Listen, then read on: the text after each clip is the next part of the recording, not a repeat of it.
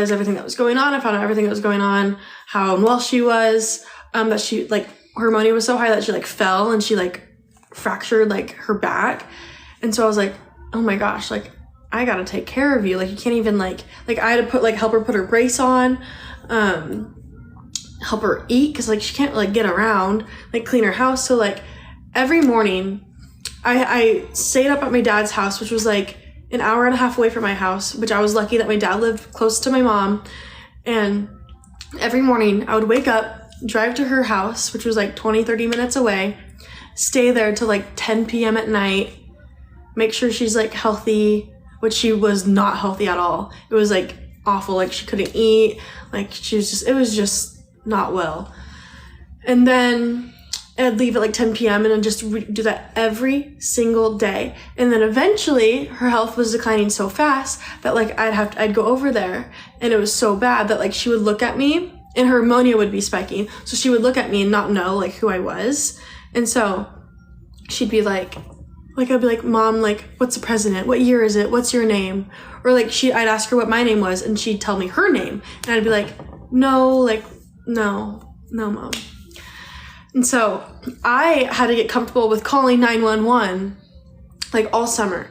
Like, I was like, okay, like, at first, when I had to first call 911, I've never called 911 before. And I called my brother, I called my dad, and I was freaking out because I was like, I'm scared to call 911, but, like, she's like, I'm, like, scared she's gonna die. Like, I need to call 911. I need people here to come help me, but I'm so scared. So, like, I finally just got the nerve to call 911. I was, like, shaking and crying on the phone. I was like, my mom's unwell, you know, all the 9 yards. And that kind of went on for, like, a month.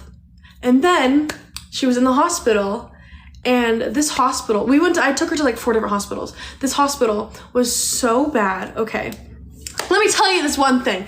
I want to be a lawyer, and I want to go into medical malpractice because I don't like when doctors and nurses do things wrong, or, like, things that can mess up somebody's life forever. So just, that's a side note. But I was at this one hospital, and this nurse, my mom started, like, having these little shakes, and she's, like, so sick, by the way. Like, she can't open her eyes. She won't speak. Like, she can't walk. She can't physically, like, stand and walk on her own. So, like, for her to go to the bathroom, I had to, like, help her. And, like, while she's, like, literally sitting on, like, on the toilet, she'd, like, just be, like, leaning and laying on me as she's going. You know how, like, traumatizing and hard that is to see, like, your own, like, mother, like, in that state? Anyway, so, like, I'm like, literally, like, feeding her all this stuff.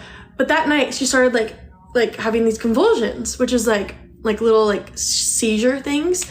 And I look at the nurse, and I'm like, what is this? Like, this isn't normal. I haven't seen her do this before. I understand, like, one way to test if your ammonia is high is if you, like, close your eyes and put your hands out. And if your hands are, like, shaking, that means, like, the ammonia is rising in your brain and you're starting to lose, like, your cognitive mobility.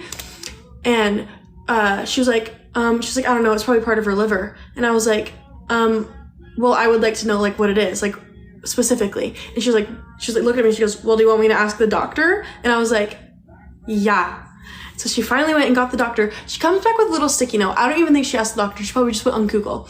And she brings me back this sticky note that says astrixis, which astrixis is that shaking you get from high ammonia. So I'm like, oh my gosh, I was so livid. I knew it wasn't astrixis. I knew it wasn't that shaking because she was literally having convulsions. She was, like, having, like, little, like, seizure things. And so I was like, this is, like, not okay.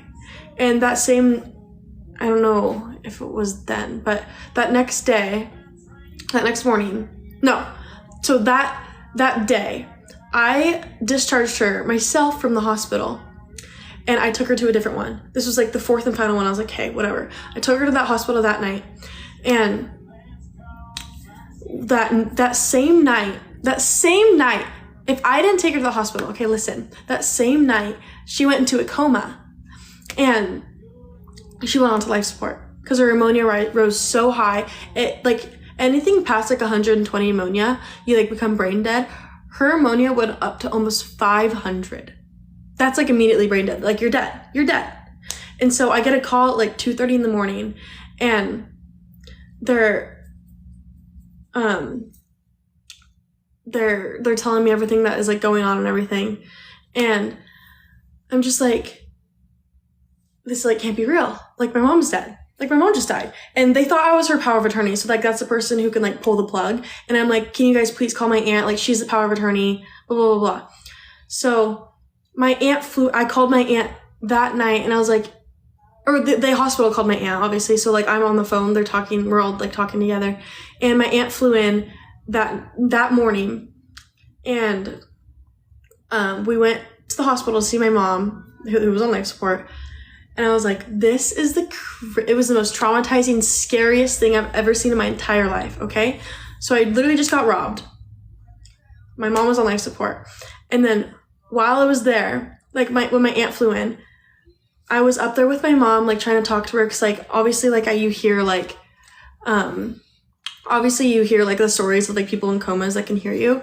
So like, I'm still trying to like talk to her and be like, Mom, like, you got this, like, stay strong. Even though it was like, she should be like brain dead, like all this stuff. So they're like still scanning her, like figuring out everything.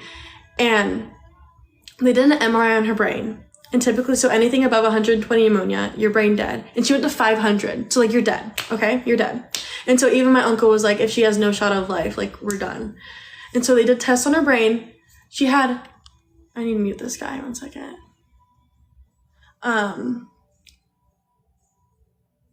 She had no brain damage. Nothing. She had nothing wrong with her brain. Nothing wrong with her brain. It was literally a miracle. Like the doctors were like, this is like insane. Like we see nothing wrong with her brain. Even though like her ammonia was to the point of brain dead. So it was just like, okay, whoa. And then so my aunt was there and we were sitting there and her team of doctors walk in and they shut the door. They were like, oh no, like oh no, this is not good. And like, obviously I'm just like a wreck. Like I haven't showered. I haven't like slept in days. I haven't eaten. Like I'm just like dead, like, you know. And they shut the door and they asked me and my aunt to sit down, who was the power of attorney. And I was like, oh no, like, oh no. And we sat down and the main doctor looked at us and he was like, do you want us to sugarcoat it or do you want the truth? And I didn't say anything, but I'm like looking at my aunt and like, sugarcoat it. Like, I can't handle this anymore. Like, I physically can't do this. And my aunt was like, I want the truth. Like, I need to know what's like gonna happen. And the doctor told us that every single case that he's seen this bad, they haven't made it. And so the doctor literally just told me he's never seen it get better from this point.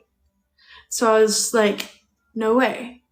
Like, I just got told that I'm like, I've lost my mom, you know? Like, I'm just like so young and I'm like, I can't live without my mother. Hello. Like, no, Mom. Like, that's literally my best friend. Like, we talk every single day. We FaceTime every single day. Like, that is my best friend, you know? So I was like, I can't lose my girl, you know?